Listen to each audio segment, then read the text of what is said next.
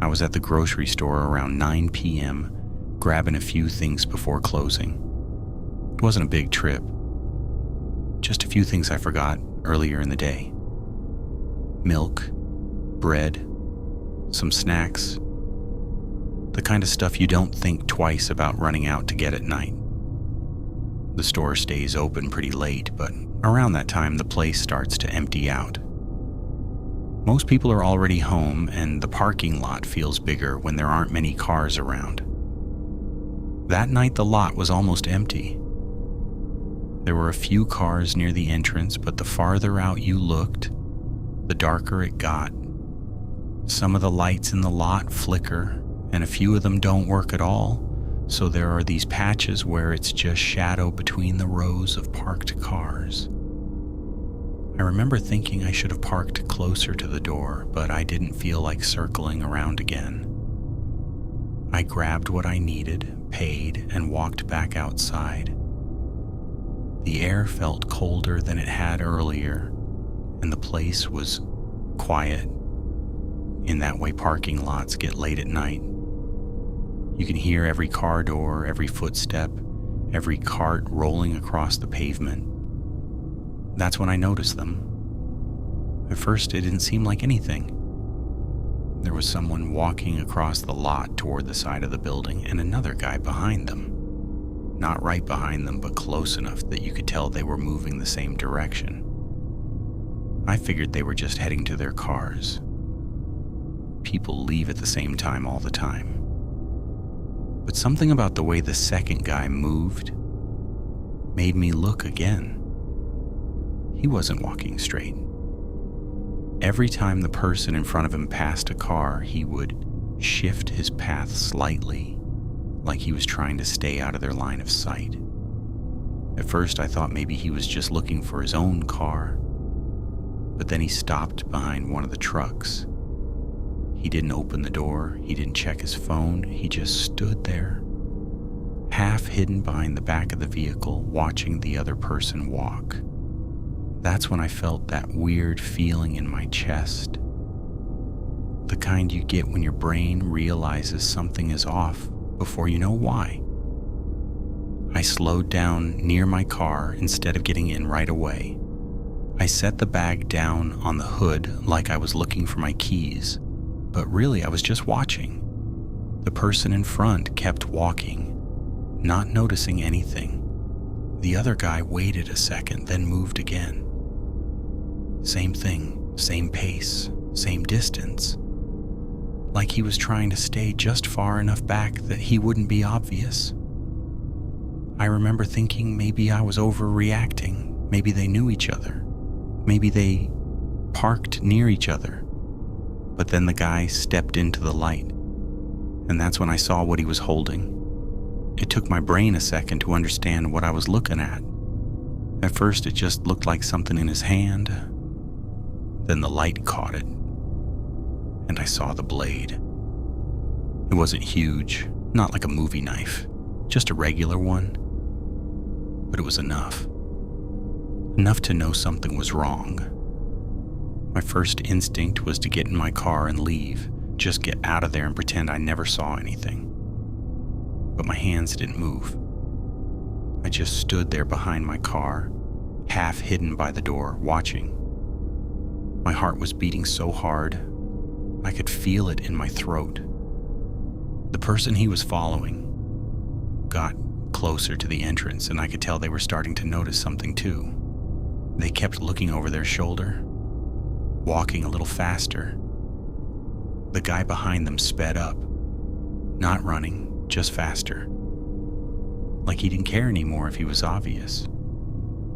That's when the person turned all the way around and saw him.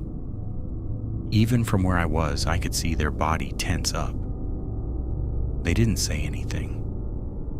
They just dropped the bag they were holding and ran. The guy with the knife ran too. Not full sprint at first, just fast enough to keep up. That's when I realized this wasn't someone messing around. This wasn't an argument. This wasn't two people who knew each other. This was someone about to get hurt. I remember looking around the lot, hoping someone else saw it too. But there was no one. Just me, standing behind my car, not knowing what to do. For a second, I thought about yelling. Then I thought about getting in my car and driving toward them. Then I thought about how fast something could go wrong if I did that. My hands were shaking so bad I dropped my keys. By the time I picked them up, the two of them were almost at the doors. The person being chased grabbed the handle and pulled it open, nearly tripping trying to get inside. The guy with the knife was right behind them. And then the door slammed open from the inside. A security guard stepped out, yelling, loud, louder than I expected. He didn't even hesitate. He just started shouting at the guy, telling him to stop, telling him to drop whatever he had. The guy froze for a second, just long enough for the light over the entrance to hit him. That's when I saw his face clearly. He didn't look angry, he didn't look scared. He just looked blank, like he wasn't even fully there. Then he looked down at the knife in his hand and dropped it. It hit the pavement with a sound that echoed across the lot. For a second, nobody moved. Then he turned and ran. Not toward the street, not toward the store, just straight across the lot, into the dark where the lights don't reach. The guard didn't chase him. He stayed by the door, still yelling, still watching the direction the guy ran. The person who ran inside didn't come back out. I stood there for another minute before I realized I was still holding my keys in the air like I forgot what I was doing.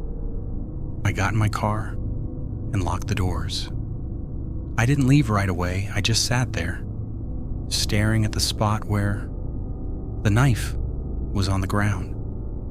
A few minutes later, the police showed up, lights flashing across the whole lot. They talked to the guard for a long time.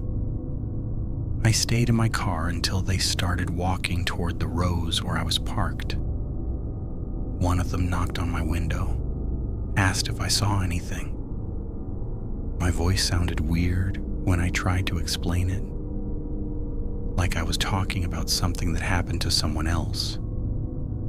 The guard told them the guy had been around before, loitering near the lot, hanging around the side of the building, never buying anything, never talking to anyone, just there, watching. They said they'd seen him a few nights that week, always late, always near closing, always near the far end of the parking lot. The part where I parked, I left after that. While the police were talking to the guard, I kept watching the far end of the parking lot through my windshield. The lights don't reach all the way back there, and once your eyes adjust, everything starts to look like shapes instead of people. For a second, I thought I saw someone standing near the edge of the lot, not moving, just a dark outline between two cars. I blinked and leaned forward, trying to see better, but the flashing lights from the police cars kept washing everything out. Every time the red and blue lights hit the pavement, the shadows would jump around, and it was hard to tell what I was actually looking at. One of the officers walked over to pick up the knife, and when his flashlight pointed toward the back of the lot, the shape was gone. That's when I realized how quiet everything felt again. No carts rolling, no doors opening, no people talking. Just the sound of the police radio and the buzzing from the overhead lights. I remember thinking how easily something like that could happen without anyone noticing. If the guard hadn't come outside at that exact moment, I don't know what would have happened. The officer came back to my window one more time and asked if I was sure I didn't recognize the guy. I told him no. He nodded like he expected that. Then he said something that stuck with me the whole drive home. He said they get calls about people like that more often than anyone realizes. People hanging around parking lots late at night, watching, waiting for someone to be alone. He told me I did the right thing by staying in my car. I didn't tell him that I almost didn't, but I couldn't stop thinking about it the whole drive home. Not about the knife, not even about the chase. What stuck with me was how long he had been there. How many nights he might have been walking around that lot. How many people never noticed him. And how close I came to walking the same direction as that person. If I had parked a few spots over. If I'd come out a minute earlier. If I hadn't stopped behind my car. I might have been the one he followed. I still go to that store sometimes.